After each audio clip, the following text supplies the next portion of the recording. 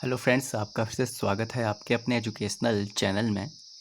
आज मैं आपके सामने प्रवक्ता का पाठ्यक्रम लेकर आया हूँ, हिंदी का और संस्कृत का। तो सबसे पहले हम हिंदी का पाठ्यक्रम देखेंगे, जिसमें आपको हिंदी साहित्य का इतिहास पढ़ना है। सबसे पहले आदिकालीन साहित्य की प्रमुख प्रवृत्तियाँ, ठीक है। भक्ति काल, संत काव्य, सूफी काव्य, राम भक्ति काव्य, कृष्ण भक्ति काव्य, रीति काव्य धारा, रीतिबद्ध, रीति मुक्त, ठीक है। रीति सिद्ध या भारतेंदु युग, द्विवेदी युग, छायावाद, प्रगतिवाद और नई कविता, ठीक है।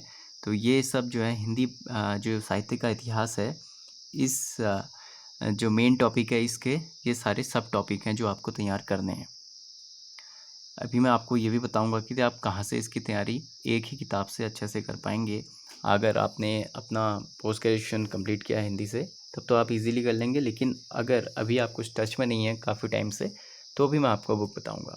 तो गद्य साहित्य का विकास में आपको निबंध पढ़ना है, नाटक, कहानी, उपन्यास, आलोचना, हिंदी की लघु विधाओं का विकासात्मक परिचय, जीवनी, संस्मरण, आत्मकथा, रेखा चित्र, यात्रा साहित्य, गद्य काव्य एवं व्यंग।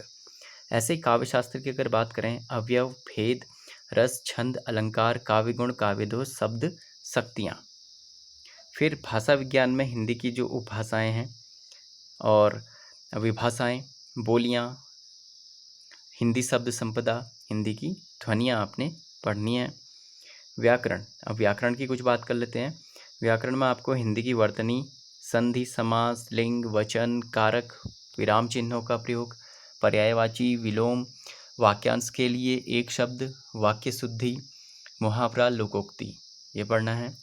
संस्कृत साहित्य की अगर बात करें तो संस्कृत साहित्य के प्रमुख रचनाकार एवं उनकी रचनाएं, ठीक है।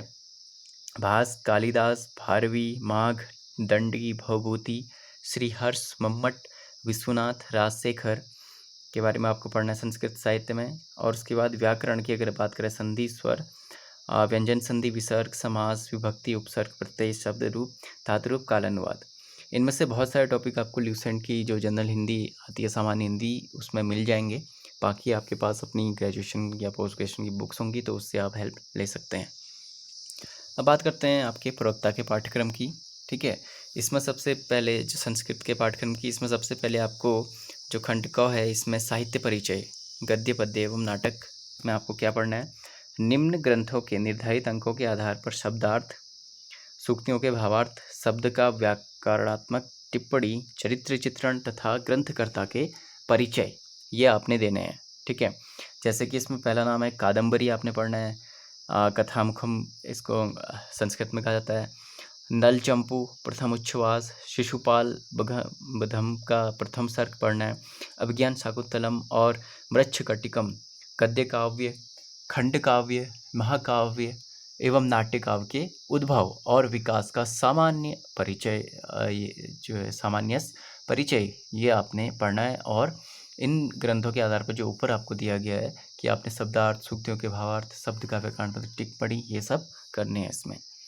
फिर खंड ख में आपने क्या पढ़ना है, संस्कृत वाङ्मय में प्रतिबिंबित भारतीय दर्शन, ठीक है। इस खंड में श्रीमद् भागवत गीता, तर्क भाषा, सांख्यकारिका तथा वेदांतर के अनुसार प्रमुख दार्शनिक सिद्धांतों का सामान्य परिचय आपने पढ़ना है।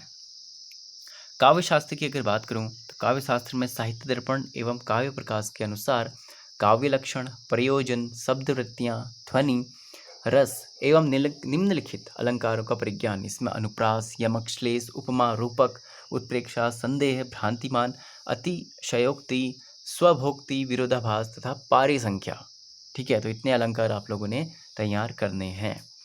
खंड घ की अगर हम बात करें तो इसमें भाषा विज्ञान एवं व्याकरण आता है, और इसमें आपको भाषा का उद्भव एवं विकास, ध्वनि परिवर्तन तथा अर्थ परिवर्तन, सभी गुणों की प्रतिनिधि धातुओं का 10 लकारों में रूप, लघु सिद्धांत कौमुदी के आधार पर, सिद्धांत कौमुदी के आधार पर सभी कारकों, विभक्तियों एवं समास का प्रक्रियात्मक ज्ञान होना चाहिए। निम्नलिखित प्रत्ययों का प्रयोगात्मक ज्ञान, इसमें कृत प्रत्यय आएगा, फिर तव्यवत, ठीक है। अन्यर, यत, धंस, त्रच, कक्त, वक्तु, कत्वा, लिल्लू।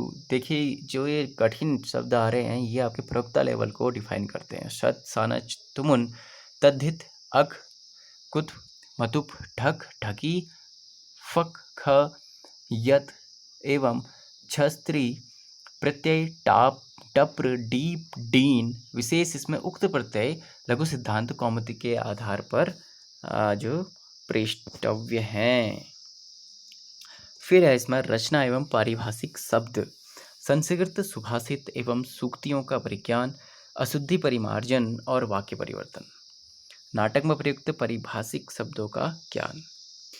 अगर इंग्लिश की बात करूं तो इसमें आपको अगर प्रोफेसरशिप का अलग से पेपर चाहिए था, ठीक है, वैसे मैंने टीजीटी और पीजीटी दोनों के लिए जो सेम था वो तो कर दिया था, लेकिन एक ऐड ऑन के रूप में आप इसको भी देख सकते हैं जिसमें आपको जो लैंग्वेज का सेक्शन आपका आएगा, unseen passage for comprehension, uses, tense, spelling, punctuation, narration, vocabulary and idioms and phrases, जो मेनली आपको तैयार करने हैं वो मैं बता रहा हूँ।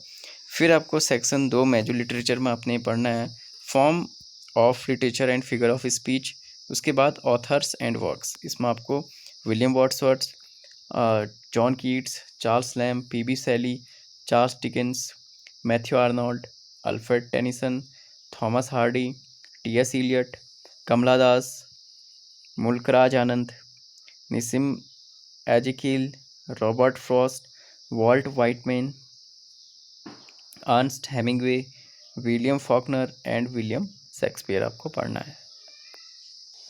तो ये थे कुछ आपके महत्वपूर्ण पाठ्यक्रम जो आपके आगामी टीचिंग एग्जाम्स के लिए महत्वपूर्ण है। इसी तरह मेरे साथ बने रहिएगा आगे की वीडियोस में भी, और कोई और क्वेरी आप लोगों की हो तो पूछ लीजिएगा। Thank you.